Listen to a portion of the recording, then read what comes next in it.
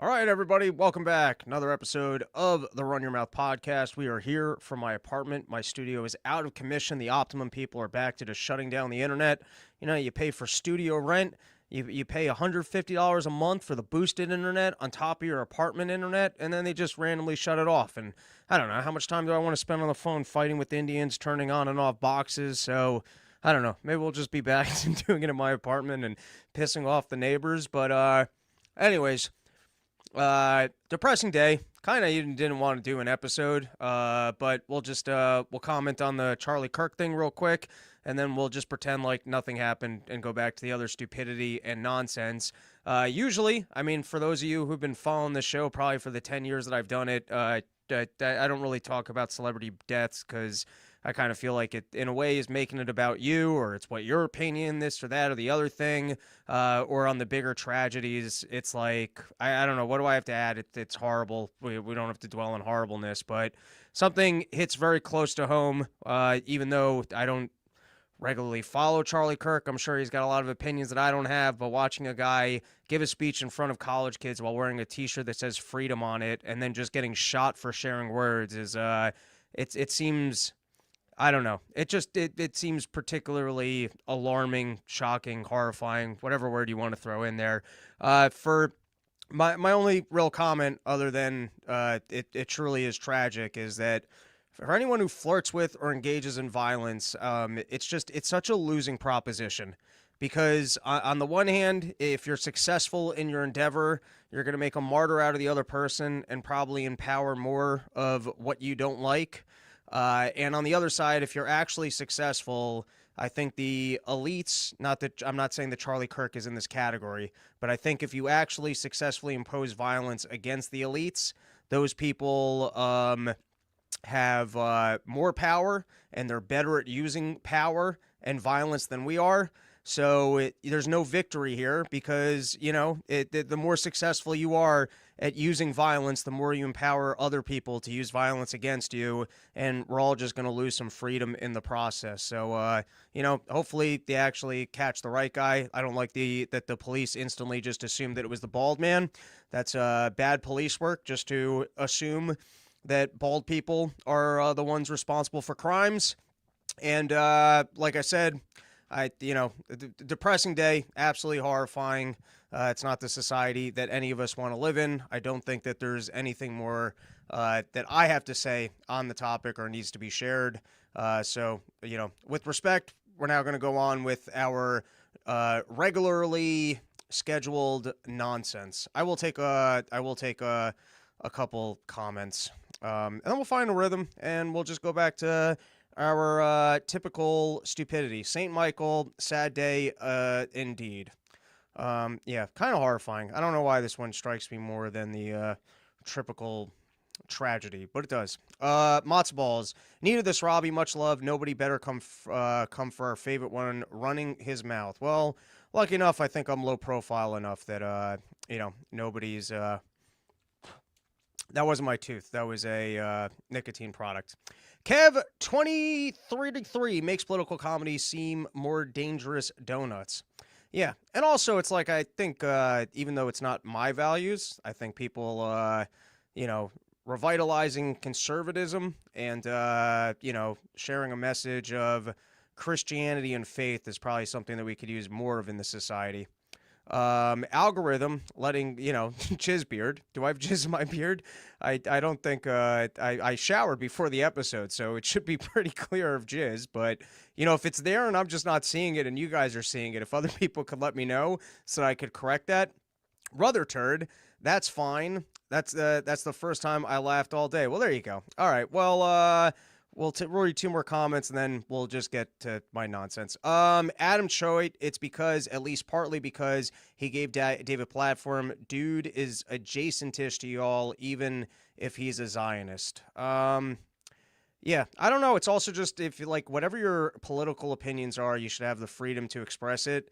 And if the idea is that you're actually winning the war of ideas and people like what you have to say and you're reaching out and you're touching people, and well, I might not have agreed with him on the Israel thing, or I you know, I don't pay that much attention to other people, so I don't really know his full platform. But The idea of sharing, a more faith-based, like you look at the marriage rates in this country, it seems like a mostly positive message, even if I disagreed with him on that topic or even other topics. But just the idea that you can hit a critical mass with your words, and that could lead to people killing you to undermine the movement, your efforts. Like, it's not the world we want to live in. Casey, my kids are both upset, which is why I think it's testament to his reach to young people. Agreed. All right, let's get into some nonsense. Did a lot of traveling this past week. We'll do a couple quick just randoms to get moving. Firstly, is that Venezuela boat bombing. I think I mostly agree with Rand Paul's analysis, which is we shouldn't be engaging in violence without due process. I guess maybe that somewhat fits in. It doesn't fit in. No connection. I did just kind of think for the claims of that drugs is violence against the United States citizens, and so therefore we need to kill people over bringing drugs into the country. If you're only going after Venezuelan drugs, aren't you just at that point basically just working for the other drug dealers? Doesn't that just become kind of a platform where like you're the corrupt police officer who just kind of deals with one gang and lets the other gangs run rampant? Like, I'm just saying, if you're truly concerned with drug usage in the country and you're only going after Venezuelan importers, and it just kind of feels to me like you're actually working in the drug trade as much more than you're actually trying to limit the drug trade. All right, another just quick random is, and this is a little bit more lighthearted. I'm sure a lot of you guys watched that Philly baseball incident of the lady shaming a man into giving her back his baseball. And the first thing I thought, you guys remember that scene in Kill Bill where Uma Thurman comes and kills a lady, and then the little kid is there, and then she says to the little kid, listen, one day, if you want to settle this score and you want to get your vengeance, you can come see me. And hopefully we get a Kill Bill 3, which is that child trying to get her vengeance. But I was just thinking it would be great if that kid grew up and practiced his Karen and shaming skills, and then just called the companies that lady's kids worked at, got them fired, or just made a big stink every day wherever that lady's working, gets his vengeance. It's it's just bad that you can't act like a dickhead in public. And I'm all like, listen, I'm actually very meek in public. I talk a loud game. You hand me a microphone, I podcast, or when I'm doing stand-up on a stage. But other than that, I'm standing in the corner, I'm sipping on a beverage, quietly hating everybody and saying nothing about it. And I'm also not one of the hammered fellows that gets very wild. If anything, I get calmer. If anything, I get a little bit nicer. All the other things that other people describe of like alcoholism is not my experience, because booze actually works rather well for me, and I become a happier, more loving individual and a more peaceful person. And I can actually sit still and not do the wandering around antsy thing. But listen, at a baseball game, I think it's an odd thing that everyone gets all worked up. For some reason, when a t-shirt goes into an audience, you've heard 1,000 jokes about this. It's a $10 t-shirt, and all of a sudden, people will punch someone else in the face so that they can get the t-shirt that came out of a can, and it's fantastically stupid. But getting a foul ball at a baseball game, I remember once as a kid, I actually had real good seats behind the dugout, and a player on the Yankees threw me a ball. I'm sure I lost at this point, but in that particular moment, you feel like you're the champion of the whole world. You feel like a winner. It's like walking into the casino, putting it all on red and winning, and feeling like, my God, I've been blessed by the Lord, and I'm actually a winner. And the way it works is it's kind of fair game. That ball lands in a section, whoever snags it, snags it. That's just kind of the way, that's the system that we have. It's like I've said on airplanes, it's first to stand. That's the system that we have. And then, most of the time people are kind of nice that if there's a kid around, even if you won the ball, you do the gracious thing and you hand it to the kid because, they're a kid. And so you can make some kid's day. Now, this lady, probably a little hammered, probably has a lot of Philly attitude. She feels like she's alone in the section. She feels like, man, I can grab this ball. This ball's right in front of me. And then all of a sudden, dad with dad powers trying to get a ball from his kid swoops in, grabs it out of the seat, walks away a whole section over and brings it to her kid. And now most people would go, wow, all right, I guess I wasn't quick enough on the trigger. I guess that dad was better at this than I was. And then they would see the ball being handed to a kid and go, all right, well, it's going to a kid. But this lady used the one skill that she knew how to do, which was show up and yell and scream and get in someone's face and say, shame on you, to the point like any other dude is just like, all right, well, I don't want to deal with whatever this is. This sounds like I'm being accused of something, and I don't want to have to deal with this energy for the rest of my life. So, happy wife, happy life. Just take this and please just leave me alone and get away from me. But other people have said this, the absolute, and listen, that's the skills that she has. She thought that she was entitled to the ball. She doesn't quite understand the baseball system of whoever snags it gets it. She's a lady. She's like, I didn't have the reflexes. I didn't realize I was competing with a dude from 3 sections over.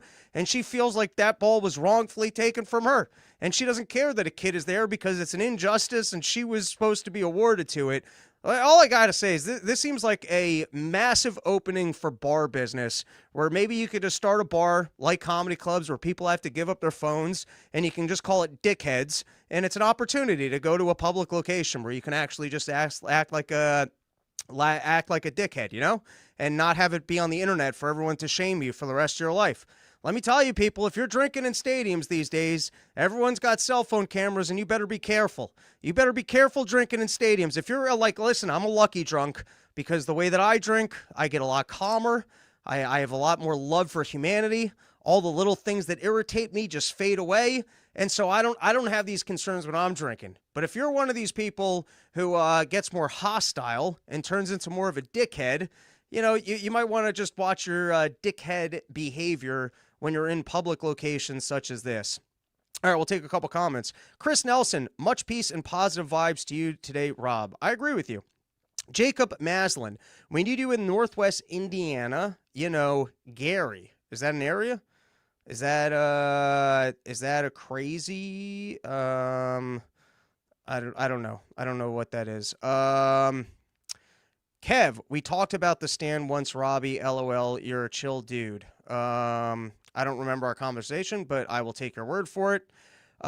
Deep Stats, is this about the Charlie Kirk shooting? It was. We're trying to ignore it now and move on and just talk about regular topics like it's any other old episode, but it's a little difficult because it's jarring and terrible what happened.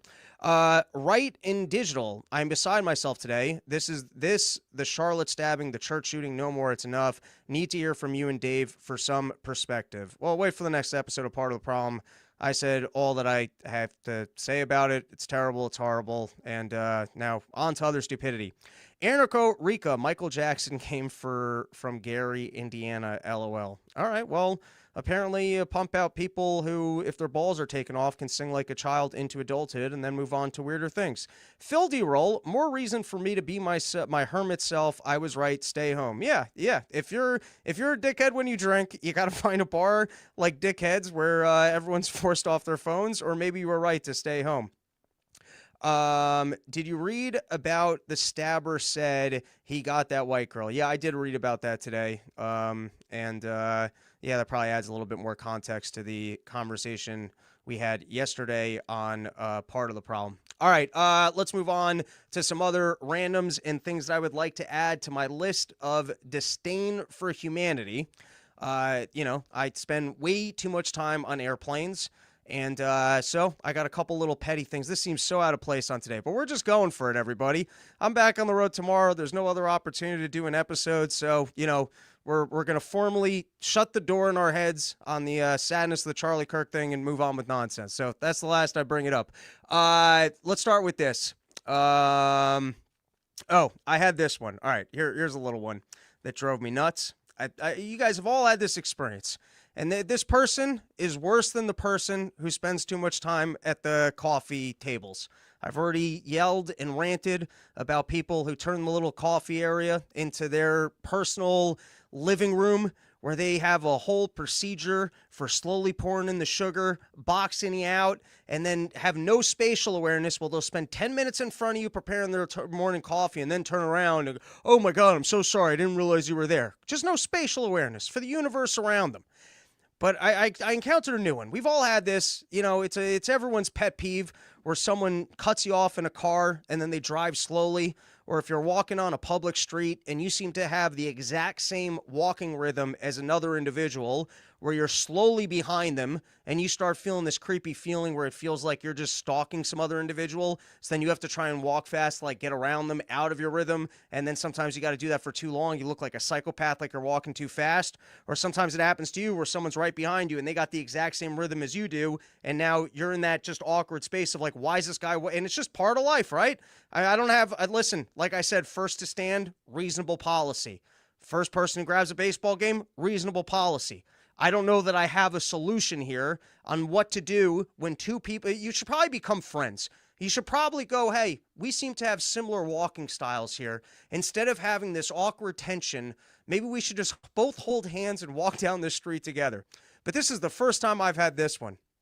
All right.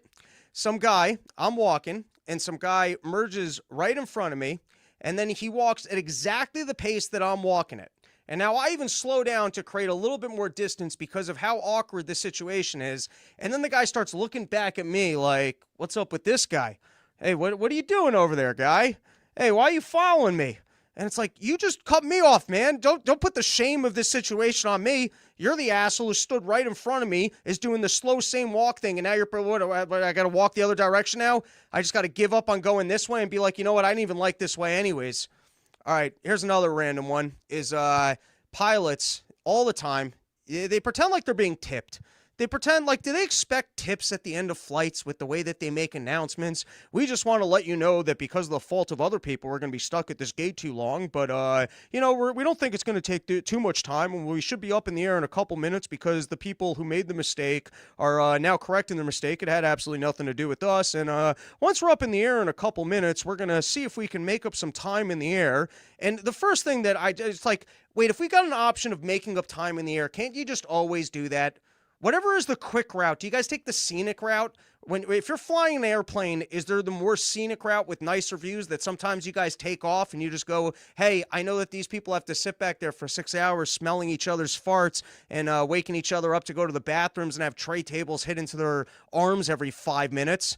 But like, and by the way, every time they make that announcement, they never make up the time. You don't have to get my hopes up. You don't have to, I don't have to be sitting in the back knowing I got a 7-hour plane ride in front of me and getting excited that you're going to turn it into 6.5 hours. And then for us to land and be like, oh yeah, well, we successfully landed early, but no fault of ours. There's no gates open. So you're going to have to sit here for longer.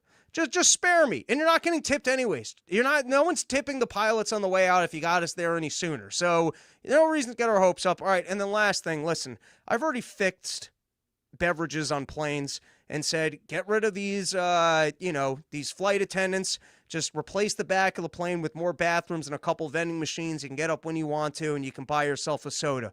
We don't need the tray table coming up and down the aisle, waking us all up.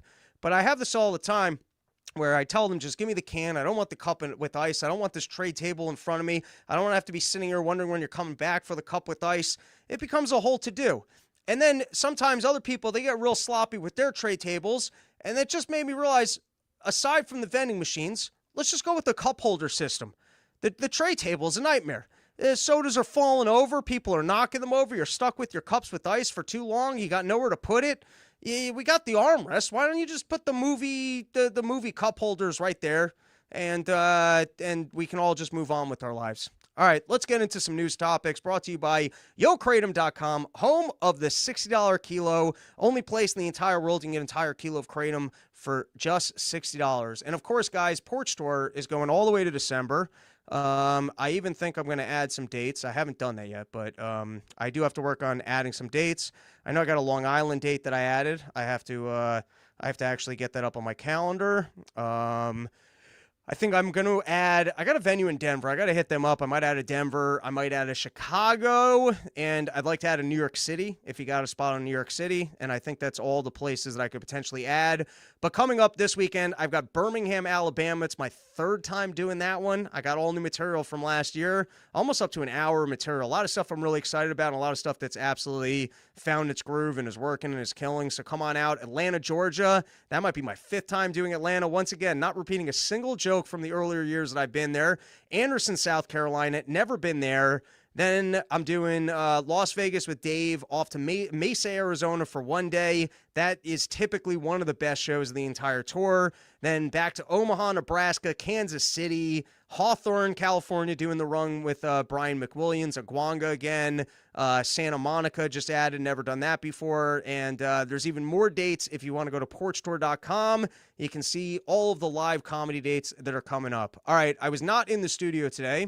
And as a result, thanks to Optimum.com, I was not able to film an intro, but I did have some intro jokes, so we'll just do it as me, which I bet some of you will prefer, some of you will hate, but next week we'll be back, the way that we normally do it, and the next year we're going to have a whole new format for this, but let's do it. Someone in the chat, just if you guys want to hum along and play news music that would match what I'm talking about. So if one of you people in the chat knows the typical intro song, which I don't have with me right now, and you want to just hum it along so that it's in the background and it makes this whole thing flow more smoothly and adds comedic effect, if you can make all the background noises, or if you want to call into the show right now and do it in the background, this is your opportunity.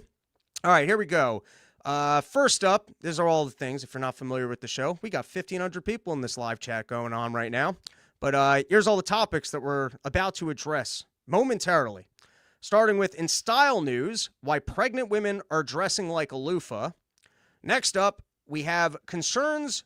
Oh, I'm sure you guys saw the video of them shooting a Hellfire missile at what looked like a UFO, and it just bouncing off the UFO. So next on the show, concerns over poking the bear after a Hellfire missile bounces off a UFO, while others in the military are saying, well, we haven't tried firing 2 missiles at the same time. Next up, we've got New York governor to allow COVID vaccines for all. With changes in CDC guidelines, Kathy Hochul makes the COVID vaccine available to all in New York City. We interview the idiots that still want it. Next up, Tesla offers mammoth $1 trillion pay package to Musk, sets lofty targets.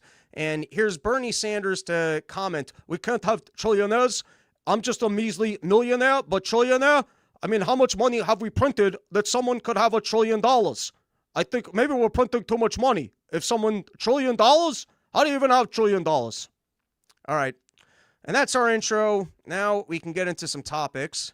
And so let's talk about all the latest of the Jeffrey Epstein scandal.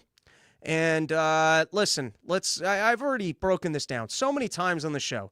But if we were interested in unwinding what happened with Jeffrey Epstein, it seems like there's so many clues. And some of the obvious ones are congressional hearings, bringing in all the staff members, actually getting all the names from these victims of who they were trafficked to, bringing all those people in to give testimony. There were 3, I just recently read this. This one blew my mind. But when Bill Cosby got off because he had been given a plea agreement earlier, or a non-prosecution agreement from the prosecutors if he was honest or gave testimony about something. He later went to jail for the crime, and then they had to let him out. That is currently, at least as far as I understand from the words of Ghislaine Maxwell's lawyer, the complaint of Ghislaine Maxwell's legal team is that she should not be in jail because the plea agreement that was reached between Epstein and the state of Florida included not prosecuting any co-conspirators. Now, here's what's interesting. The co-conspirators who were listed by name as people who were arranging the massages and making other things amongst the Epstein land, have smooth sailings, the names listed, there were 2 women listed, neither of them were Ghislaine Maxwell. Bring those people in front of Congress, even if they have immunity. Let them sit there and plead the fifth, or at least give a little bit of insight into what was going on. There was also a J.P. Morgan Chase suit, which we're going to find out about later, in which, they reached an agreement with, they had paid out over $1 billion over the years, or processed over $1 billion in payments to Epstein, and numerous payments were flagged within their system as basically being money laundering, and they didn't do any of the normal protocols there. But you got all the staff to talk to. You've got all the potential names. You've got all the documents that could be released. You've got the chain of custody at the FBI as to what happened with the safe that was pulled out of his office. seems just like if you were serious about muckracking what happened here, there's a lot of starting points. And now, obviously, Donald Trump's doing some goofy thing and trying to say that the whole thing's a hoax. And I think the Democrats are also being a little bit goofy and trying to pin this whole thing on Donald Trump. Like I said, if we are interested in the truth of the situation, it seems like there's a lot of angles to actually muckrack what happened. But now you had this storyline that Donald Trump, they were friends. Not only were they friends, but he sent this bizarre letter with a naked lady painting. And the way that they leak things, that now 3 weeks later, we get to see what the naked lady was. It's not much of a naked lady. It's just like a little sketch of a titless mannequin. The one thing that makes it seem very Donald Trump, though, is not even the signature at the bottom, but that it hilariously looks like he put pubic hair there. That feels very Donald Trump. I'm not saying that this is Donald Trump. I'm not saying that this is the way that we unwind the Epstein storyline. I don't think it makes sense to pin the whole thing on Trump. I don't think that that's the concern. I think it's the intelligence agency's involvement and what other pedophiles have just gotten scot-free off the hook. But just in terms of whether or not this is Donald Trump, him signing his name in a way that looks like pubic hair is pretty funny, which makes it seem a little bit Trumpian. And on that note, you know, this is so artful. I feel like it should be able to go for more than a Hunter Biden painting. I mean, you want to talk about artistry? A titless lady with signature pubic hair? That's a nice art piece right there. Add that to my wall. All right. And then this was seemingly a Freudian slip from Mike Johnson. Later walked it back, which I'll tell you guys what the walk back was. And we'll see if we have sound because we got a whole new setup here, and that does typically seem to be an issue. So you guys let me know. Be quick on the trigger to let me know if we have sound. But here is Mike Johnson defending Donald Trump when Donald Trump says that this is a Democratic hoax. And if you haven't heard this already, it does seem like he has a bit of a slip in some of the information that he releases. Let's play it. What Epstein did is a hoax. It's a terrible, unspeakable evil. He believes that himself. When he first heard the rumor, he kicked him out of Mar-a-Lago. He was an FBI informant to try to take this stuff down. The president knows and has great sympathy for the women who have suffered these unspeakable harms. It's detestable to him.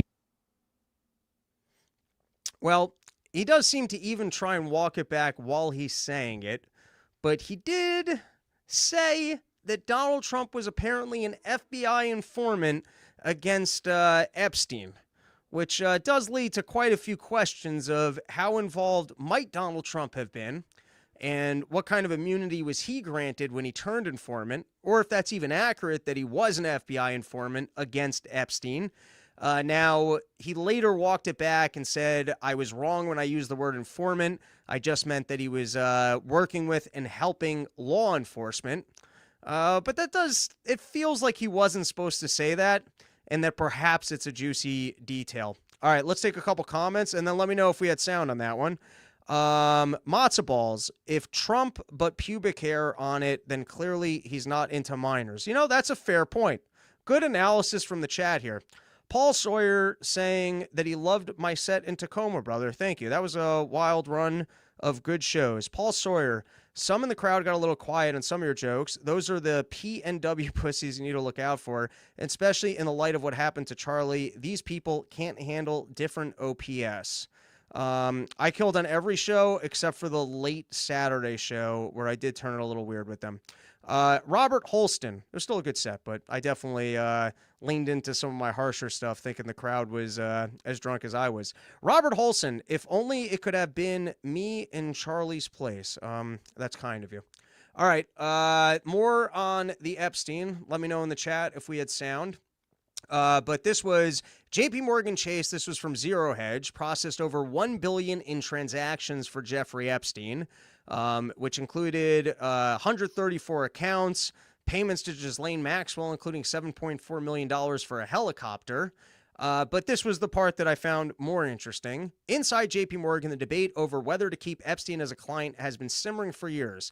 Epstein was lucrative. His account held more than $200 million and generated millions in fees, and he opened doors to wealthy prospects and world leaders. He had helped midwife the bank's 2004 purchase of Highbridge Capital Management, earning a $15 million payday. Senior bankers credit him with introduction to figures such as Sergey Brin and Benjamin Netanyahu, which would seem to suggest some sort of a loose relationship with Netanyahu and some sort of a pull to get people meetings.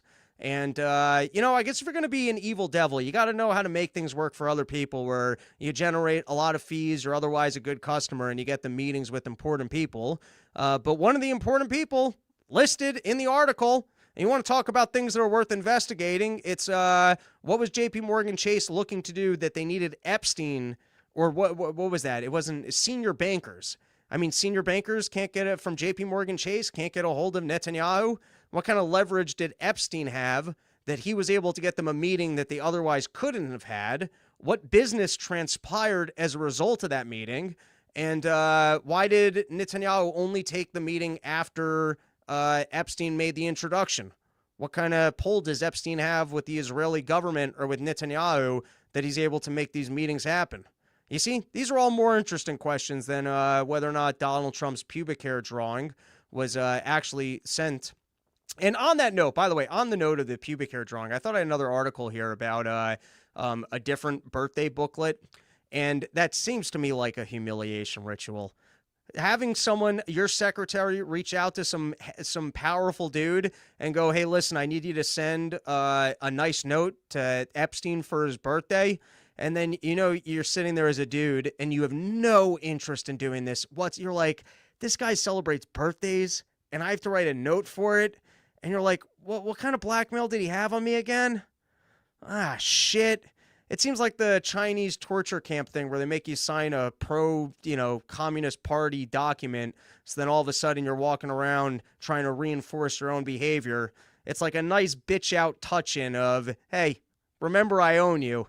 And that's why for my birthday you're going to send me a note. Because no dude in the entire world wants to sit down and write a birthday note. Does anything feel grosser than writing a birthday note, even if it is a friend? But particularly a non-friend, you got to go to some birthday party. You didn't want to go to the birthday party. Oh, by the way, honey, they said you got to bring a birthday note. You're like, well, then we're not going. I don't need to be friends with this person anymore if they said that I need to bring a birthday note. All right, next. We've got digital content creators are among the dozens of occupations that the Treasury Department has deemed eligible for the no tax on tips deduction. Thank you, Donald Trump.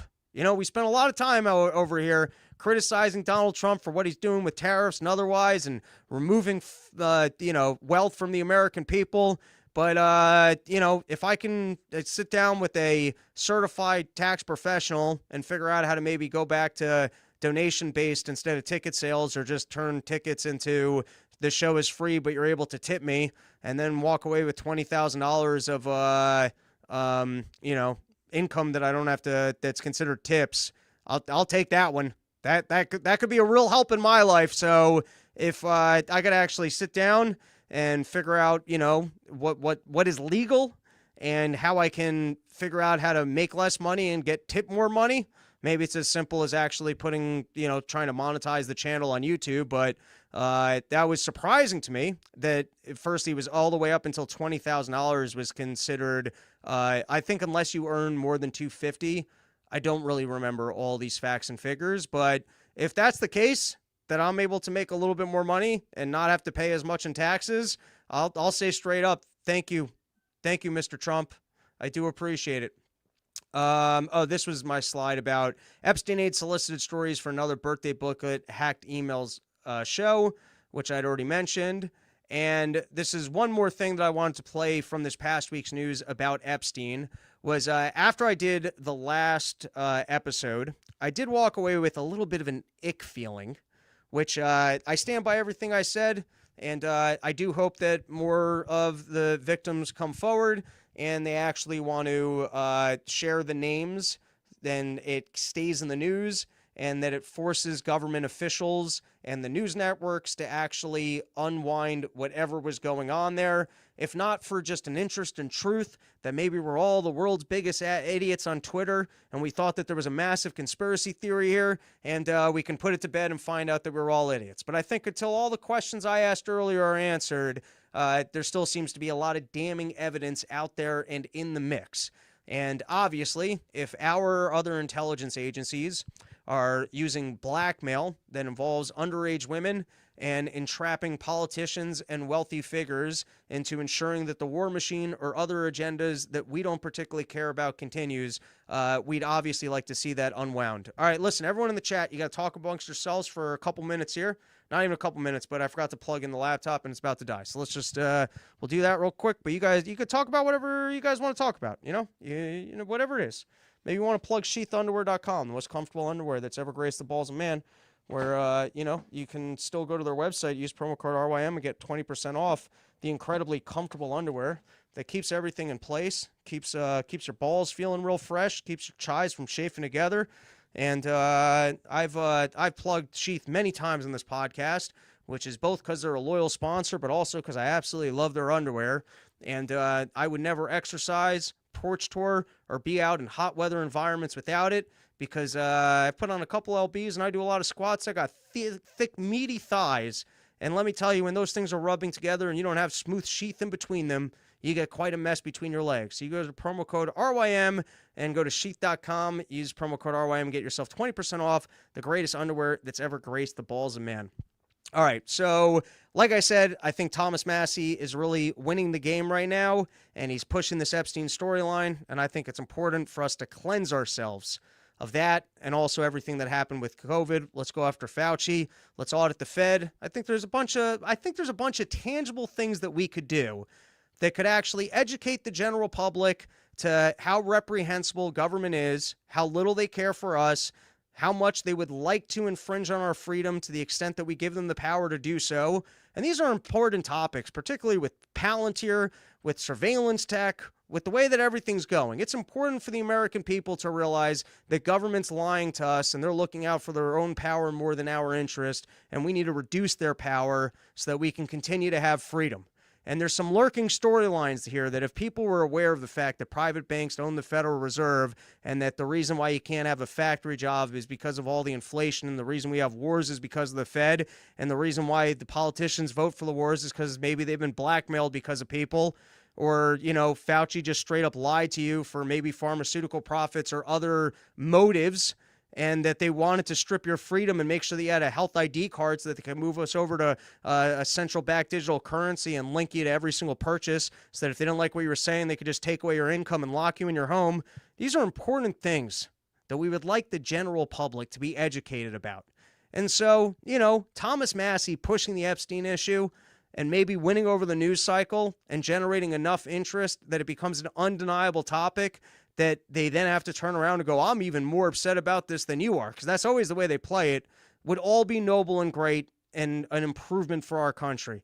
And these are little things. I feel like there's little tangible things that if we educated the general public, because, you know, so often you hear the politicians going, well, you know, we just need to have, make sure that people have confidence in the CDC. No, we need the opposite. We need people to realize that government is horrible, does not care about you, and that you having the freedom and knowing that you're responsible for your own decisions will lead to a better outcome than pretending like our overlords are interested in you and making decisions that are in your best interest. That's what we need. We need an educated public that's going to move to have more control over their own lives and more freedom and less tyranny. That's what we need. Anyways, I did walk away with a bit of an icky feeling where I was like, why are there lawyers here? I don't like that there's lawyers here. And then I did wonder if there were lawsuits going on, because even like the Donald Trump case where he was found guilty in civil court of sexual assault, I don't know, there's something in my OCD autism brain, which is how can you be found to be guilty of sexual assault civilly but not criminally? And I get it because there's statute of limitations and this and that, but I was like, I feel like it's got to be both or neither, because if you actually committed sexual assault, you know, maybe you got to be held civilly responsible, and the voting public needs to know that that's actually true. It shouldn't be like some sort of a fictional space of, wait, is the guy who's the president actually a sexual assaulter? Well, that was just civil court. Well, what does that mean? What's the standard? If the guy did that, shouldn't there be justice? And, you know, like, and so anyways, I found it a little bit like, you know, unsettling. And listen, these women, they deserve payments, and I get it. But I don't think that, like, we should unwind this case in any way. Like, it just seems to me like the two things need to be tied together.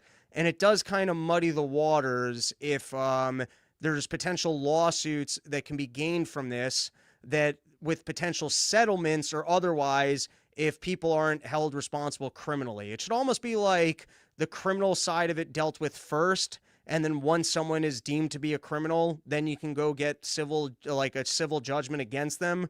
But like if the criminal case doesn't happen, or they're found and I get it, there's a different standard for the civil cases. I think that happened with OJ, but I don't know, there's something that doesn't sit right about it. And when I was looking at it afterwards, I was like, I don't love that the lawyers are involved with this. It does kind of muddy the waters where there's now a profit incentive, where as a theoretical, the storyline couldn't be true. And now women have a financial benefit from joining these suits and potentially drumming up public interest and sharing loose evidence where maybe they can win civil cases for lots of money, but we don't actually get justice or unwind the storylines. Don't have a perfect solution here. I'm just saying there's something that doesn't sit right with me about that. And on that note, I did appreciate these comments from Anna Paulina Luna. I heard this in an interview, and it was on my mind because it was like after the episode, I was walking around. I was like, what's the deal with those lawyers? And I was like, man, do they have civil suits going on right now? Because there's something just icky about that if lawyers have these civil suits going on while pretending like they're – and I get it. Like, you listen, if you're a victim – you're owed your money, go get your money. But it does murky hey, we're looking for justice here, or I think what you and I are more interested in, which is cleaning up the government, which not to say that these women don't deserve something. But I did somewhat appreciate these comments from Anna Paulina Luna on the topic. Let's give it a listen. Banks for not flagging this. And so there's an aspect of our job in that, yes, we can conduct an investigation, but we also can't interfere with personal lawsuits, especially when there's money involved. And so we are doing our best to make sure that we are, delivering on justice, delivering our word and promises to the American people, but then also at the same time that we're not interfering with a class action lawsuit. I have, a million questions, but and it does even there murky the waters. We're not sure if we can just release files because then we're helping a class action lawsuit. But I don't know. It was on my mind, so I was appreciated that even if it was just loosely, it was addressed. All right, this is totally random. Different topic, though. The other week they were trying to pretend like Donald Trump was dead or that he had a stroke. I think we've seen him numerous times since then, so at least that's kind of put to bed. I did think that this was hilarious chick logic of as they were scraping for evidence of the fact that Donald Trump was lying about his well-being. And like I said, on Part of the Problem, that's a problem with being on television every 10 minutes picking a fight with someone, is that you can't have one day for diarrhea for yourself.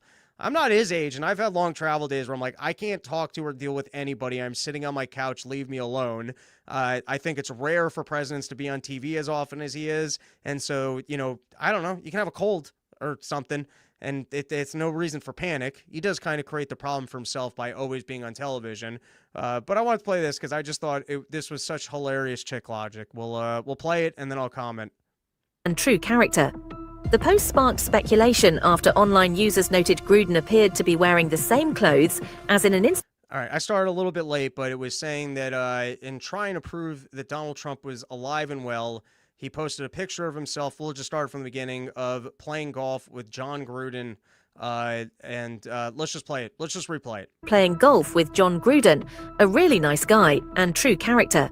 The post sparked speculation after online users noted Gruden appeared to be wearing the same clothes as in an Instagram photo dated August 23rd, suggesting the golf game may have taken place over a week ago. Observers also linked the timing of the photo to questions about... Or maybe he's a dude and he just has one golf outfit. It's such a lady thing of, oh, well, clearly this didn't take place on that date because you just busted the guy wearing the same clothes twice. Or maybe he's got 9 pairs of the same exact shirt, hat, and pants. And he's like me. He's got 40 of the same pairs of jeans. and a bucket of black tea. Oh my God, look, Rob's wearing the same jeans and black tea. No, it's just I've got a million of these to keep it simple. But there you have it. They thought they had busted. Oh, clearly. Yeah, you busted John Gruden for not showering or changing his clothes and shoving it into his golf bag and then just showing back up to play golf again. All right, guys, I got another new sponsor on the show. This one's killer. If you do a lot of online advertising, you got buddies that do a lot of online advertising, I've got a good Jew trick here for you to save a shit ton of money. And you got to go to polygraph.net because it's actually a big problem. Not a lot of media about this, but over $100 billion a year gets stolen from people who are trying to do online advertising. And it's because there's a lot of click fraud. There's a lot of bots out there. There's a lot of inorganic traffic that you're spending money for an ad read. And all of a sudden you get a click, you get a full lead. You're wasting your sales call, your sales guys. You know, they think they got good leads are up there, and you're giving a whole meeting going, we paid a lot of money on these leads. They're good leads. These are the Glengarry Glen Ross. And then you're calling it up, and, you know, there's no phone number. You're just wasting their time. Or they're talking to some homeless guy who likes to answer the payphone because it's bots putting in all the information. So I'm here to tell you, if you want to save some money, save as much as like 20-30% off ad campaigns. You can get a free audit. You go to polygraph.net.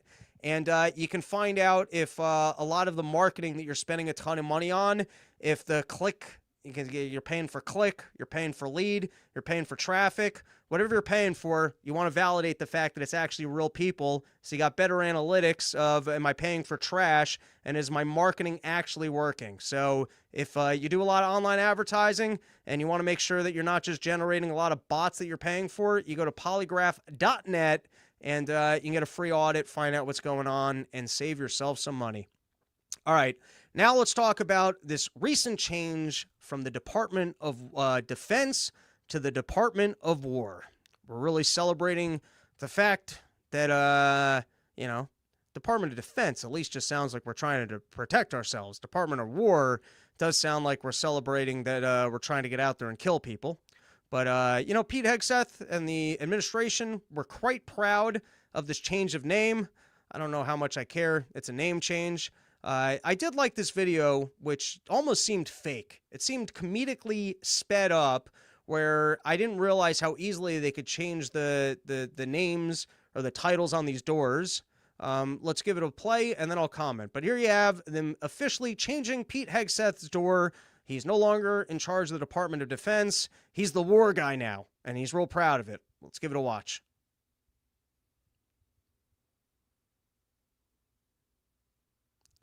It's like a silent film. And look at the speed of how quickly they can do it. Cha-cha, all done, perfectly in place. Which I don't know if government officials get, just promoted, move offices, this quickly. That they've got for all the inefficiencies of government, their ability to replace the name on a wall, maybe you just keep getting promoted the entire time you're in government, or they just continuously change the department that you're in so that when you leave and you go to private practice, you can tell people that you were the head of 45 different government agencies and you just stayed in your office. You pushed papers to the guy in the room over and they kept changing the name on his office. And then you just keep escalating, earning more badges, getting celebrated. If you can just sit there for long enough, most of us, you can go a whole career without a promotion. You can work 10 years for a promotion.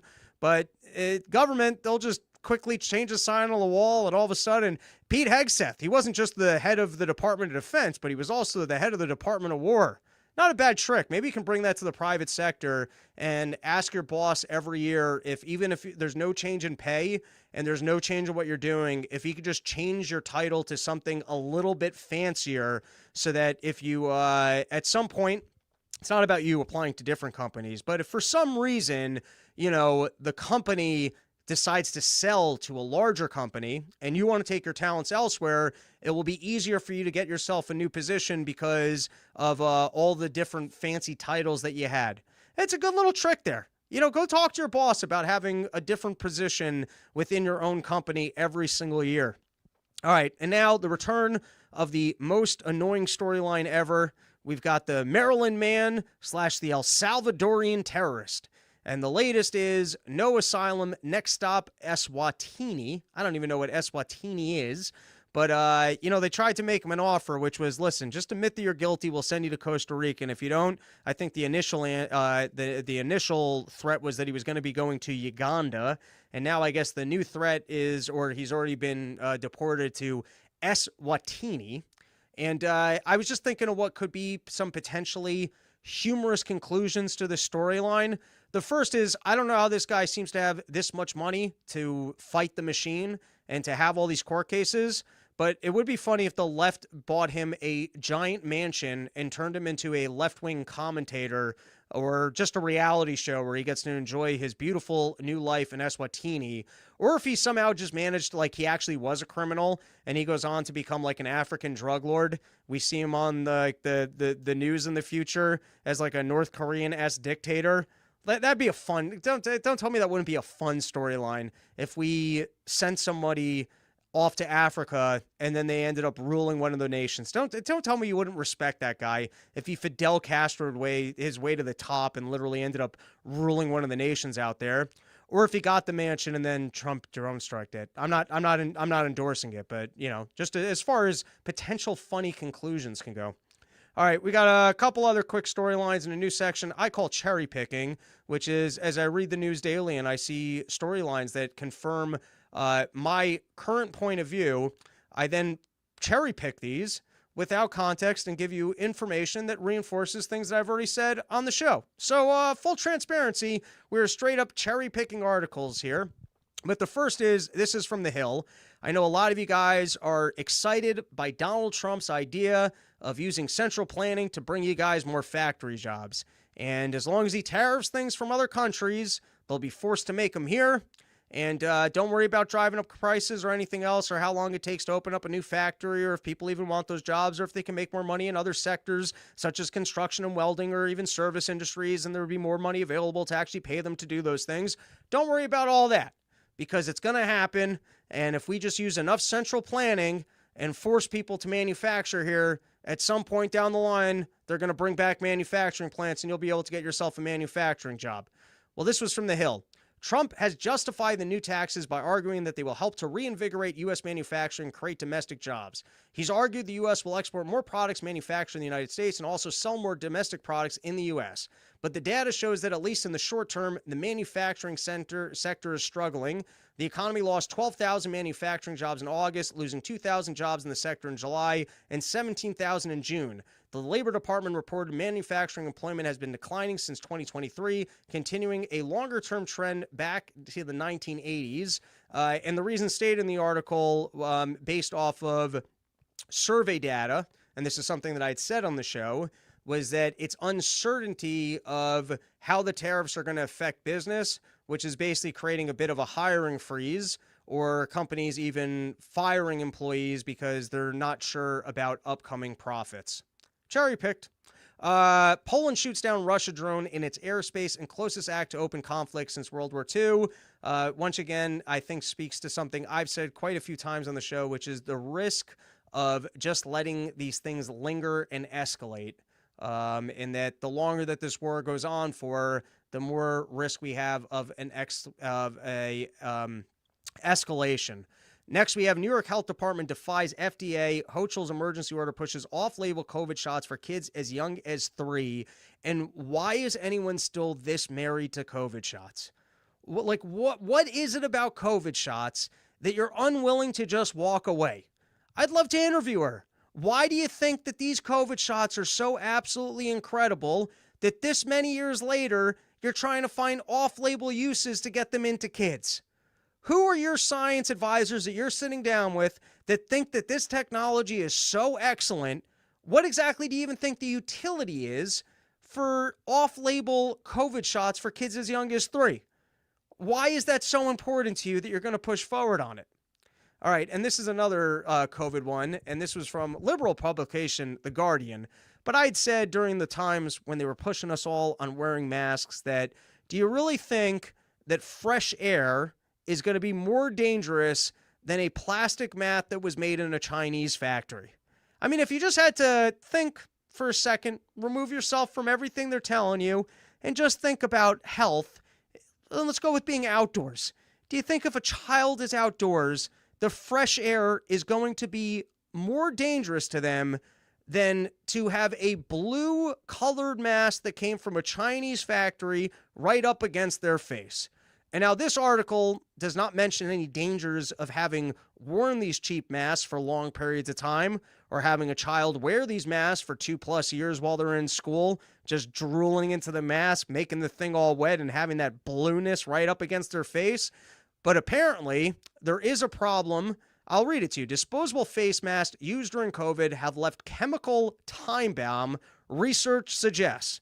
So you got a liberal publication here talking about that we've disposed of all these masks, and there's so many chemicals in the mask, it might be bad for the environment. Once again, they're not even talking about the dangers of having had these glued to kids' faces for 2 years, but now, oh my God, unforeseen consequence. There's so many chemicals in this thing. It's actually bad that we have all them in our landfills. Here, I'll give it a bit of a read.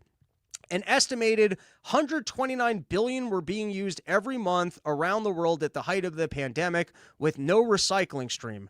The surge in the use of disposable face masks during the COVID pandemic has left a chemical time bomb that could harm humans, animals, and the environment, research suggests. Millions of tons of plastic face masks created to protect people from the spread of the virus are now breaking down, releasing microplastics and chemical additives, including endocrine disruptors, the research found. As a result, the very equipment which was intended to protect people during the pandemic now poses a risk to the health of people and the planet, potentially for generations. There you go. Another unforeseen consequence. And in this case, not even addressing, well, was it bad that we had this glued to kids' faces? All right. That is our episode. Thank you for hanging out with us. Once again, sad and tragic day. And hopefully someone picks up the Charlie Kirk mantle and is able to continue the work that he was doing. And we see less violence towards people for just speaking their opinions. Truly tragic. That is the episode. Back next week, Wednesday, with another episode. At some point, we're going to get back to doing 2 a week because I'd prefer to do shorter, more regular episodes, but this is where we're at. And you can go to porchstore.com because I will be out in Birmingham, Alabama, Atlanta, and Anderson, South Carolina this weekend. And then next week, I'm doing Las Vegas with Dave. And then on Sunday, I'm back outside of Phoenix, Arizona. That has always been one of the highlights of the Porch Tour. So go to porchstore.com. That is it for today. Back next